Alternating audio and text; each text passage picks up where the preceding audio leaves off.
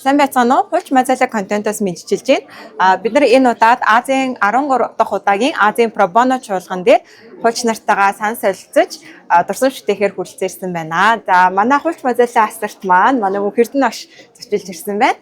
Сайн байна уу та? За сайн байцгаана уу? Нийт хуульч нартаа энэ өдрийн мэндийг хүргэе. За өнөөдөр Монголын хуульчдын холбооноос олсон зохион байгуулж байгаа Азийн 13 дахь удаагийн Pro Bono чуулга уулзалтанд миний хувьд шүүгч нарыг төлөөлөөд бас оролцож байна. За тэгээд энэ Мазала хуульч Мазала гэдэг подкастын ийм гоё булан байгуулагдсан байна. Тэгээд энэ буланд оролцож сэтгэлээ ярих болсондоо их баяртай байна. За юун түрүүнд би танаас өнөөдрийн сэтгэлийг чинь асуумаар байна. Хоёрдугаартаас чуулганд оролцоод та ямар үр нөлөөг бас хүлээж байгаа вэ гэдэг талаараа хуваалцвал. За баярлалаа. Өнөөдрийн чуулга уулзалтанд бол 30 орны 300 гаруй хуульч орж байгаа юм байна. За тэгээд дэлхийн өнцөг болон бүрээс бол маш олон тооны хуульчид ирсэн байна. За би жишээ нь сая чимээгүй хохирогч. Тэгээд тэр хүний сэтгэл зүйг яаж одоо ойлгож мэдрэх тийм хүнтэй яаж одоо хамтарч ажиллах вэ гэдэг ийм хилцүүлгийн хэсэгт суусан. Тийм. Тэгээд эндээс надад бол ямар одоо чухал ач холбогдолтой зүйл санагдсан бэ гэхээр манай Монгол улс одоо 2026 оны 1 сарын 1-ээс эх оны 1 сарын 1-ээс гэр бүл хүүхдийн хэргийн дагсан шүүх анхудаа байгуулах гэж байгаа тийм. Тэгээд тэр гэр бүл хүүхдийн хэргийн дагсан шүүх байгуулах байгаа энэ цаг үед одоо манай одоо тэр шүүхэд ажиллах тийм ээ шүүгч ямар мэдлэг ур чадвар эзэмшсэн байх хэвээр. Ялангуяа одоо хохирцсон тийм ээ дарамтад орсон хүүхэдтэй харилцахдаа тийм ээ харилцааны болон сэтгэл зүйн ямар ур чадвар эзэмшсэн байх хэвээр юм бэ гэх мэтчлэнгээр маш одоо тийм олон шинэлэг мэдээллүүдийг би олж авч чадлаа. Тэгэхээр энэ бол миний хувьд бол айгүй чухал одоо ач холбогдол байлаа гэж бодож байна. За баярлалаа. Хоёрдугаарт танаас бас шүүгч нараа төлөөлж оролцож байгаа учраас за яг хуульчийн мэргэжлийн одоо төсөл үзүүлэх үйл ажиллагаатай холбоотойгоор шүүгч нарын оролцоо ямар төвшөнд ямар арга хэлбэрээр оролцох боломжтой юм бэ? Энэ одоо оролцоог нь бас нэмэгдүүлэхэд юу цаашид бид нар анхаарах хэрэгтэй юм бэ гэдэг дээр хуваалцвал. За баярлалаа. Чухал асуулт байна бас. Би бол бас шүүгчээс гадна багш гэдгийг сая халуунаа хийсэн тий. За багш байхад бол ингээд про боно үйл ажиллагаанд бол маш их өргүүрээнд бол оролцох боломжтой байсан. За шүүгчийн хувьд бол жаахан онцлог гэдгийг бүгдээрээ мэднэ тий. Юу гэхээр бол шүүгч бол нэлээд төвийг сагсан байр суурьтай байх ёстой. Өөрийнх нь одоо ажлын онцлог мөн чанар бол тийм тий. Гэхдээ шүүгч нарын хувьд энэ нийтэд тустай хуульчийн мэргэжлийн үйл ажиллагаанд бол бас өөрийн талаасаа өөрийн өнцгөөсөө оролцоо хийж гаргаж болно гэж би хардаг. За одоо жишээлх юм бол бидний бас нэг хийж чадах нэг чухал зүйл бол энэ чиглэлийн хууль эрх зүйн хэмээн зохицуулалтыг боловсронгуй болгоход бол шүүх эрх мэдэл түүнийг хэрэгжүүлж байгаа шүүгч нар маш их чухал оролцоотой байх хэрэгтэй. Яагаад вэ гэхээр практик дээр тулгарч байгаа тийм ээ тулгамдсан асуудал проблемуудыг хэн хамгийн сайн мэдэрдэг вэ гэхээр хэрэгэн оролцогчноос гадна шүүгч их сайн мэдэрдэг. Тий. За тухайн маргаанд одоо жишээ нь за одоо нийт төстэй үйл ажиллагаа явуулаад нэг өмгөөлөгч ороод ирлээ гэж бодъё. Тэгвэл тухайн маргаанд одоо тэр хэрэглэгч байгаа хууль өөрөө тийм ээ бүрэн дүүрэн байна уу, зохицуулалт нь хангалттай байна уу, тий.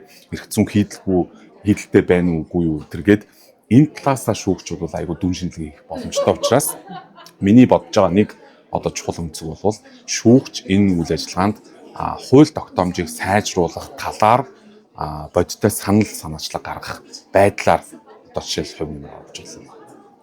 Маш чухал байр суурьтай. Энэ бол нэг юм. За дахиад нэг асуулт байна. Энэ нь бид нар өмнө нь бас Монголынхаа хуульчдын дунд бас Pro Bono чуулга уулзалт гэж зохион байгуулж байсан. За тэгээ өнөөдөр Азийн хэмжээнд, олон улсын хэмжээнд Pro Bono чуулга уулзалтыг Монголдо зохион байгуулж байна. За энэ хугацаанд одоо та өмнө нь Монголын хуульчдын дунд зохиогдсон Pro Bono чуулга уулзалтад бас оролцож байсан. Тийм учраас энэ хугацаанд ямар үр нөлөө бидэрт бас гарсан бэ? Хоёрдугаартаас энэ хоёрыг харьцуулаад харвал юу өөрчлөгдсөн байна вэ гэдэг дээр та. За баярлалаа. Азийн энэ олон улсын зэрэглэлийн төвшөнтэй хилцүүлэхт бол би анх удаа орж ирж байна. Өөрөөр хэлбэл Азийн Pro Bono чуулга уулзалт гэдэг анх удаа.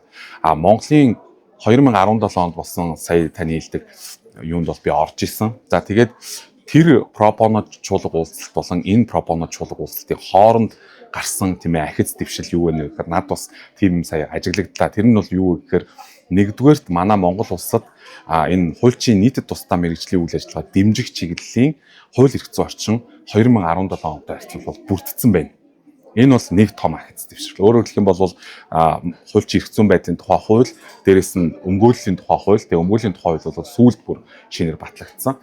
Тэгээ тэр хууль дээр бүр одоо бие даасан зүйл болоод те өмгөөлөгчийн одоо нийтэд тусдаа үйл ажиллагааны чиглэлээр бол бие даасан зүйл батлагдаад тэгээд тэр хүрээндээ одоо өмгөөллийн байгууллагаас тийм ээ холбогдох одоо журам дүрмээ батлах боломж олдоод ингээд гих мэтлэгээр ингээд эрх зүйн зохицуулт талаас бол одоо ахиц гарсан бол сайн талтай байна. Дээрээс нь ер нь сэтгэлгээний хувьд хандлагын хувьд бас ахиц гарсан байна гэж би надад бол ажиглагдлаа. Юу гэхээр одоо 8 жилийн өмнөх Монголын хуульчдын энэ талаарх сэтгэлгээ хандлага бол те одоо дөнгөж одоо зүгээр танин мэдхүйн төвшөнд байсан.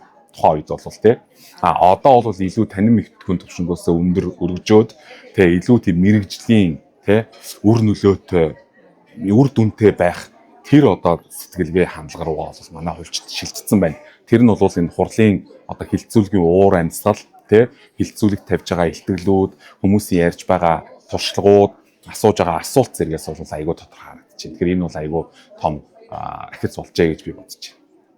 За хөтөлбөр дээрээс харахад бас сэдвүүдийн ярилцах сэдвүүд маань их сонирхол татсан сэдвүүдээс таны хувьд яг хамгийн их одоо анхаарлаа хандуулж сонирхож байгаа сэдв бас юу байгаа. Одоо шударга осны хүртээмжийг нэмэгдүүлэх чиглэлээр ялангуяа энэ пробоно үйл ажиллагааг тийм ээ нийгэмд идэвхжүүлэх, дээрэс нь энэ шүүхэд тийм ээ шударгаар шүүлэх эрхтэй холбох энэ одоо үйл ажиллагааг нэлээд идэвхжүүлэх шаардлагатай байна гэж байна. Тэгэхээр тэр чиглэлийн сэдвтэй хэлцүүлгүүд бол бас байсан. Тэгээд би тэнд бол маргааш нөгөөдөр бол бас ихтэй олцсон гэж бодож байна.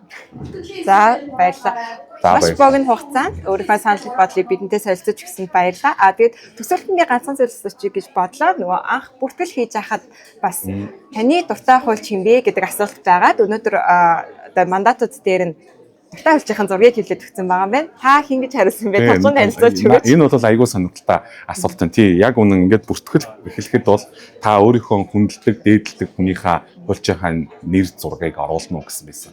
Тэгээ би бол энэ дээр бол мандат бол юм байна харагдаж байгаа. Энэ бол Густав Радбрух гэдэг Германы нэртэй эрдэмтэн хуульчийн за бас одоо хууль зүйн сайдаар ажиллаж байсан.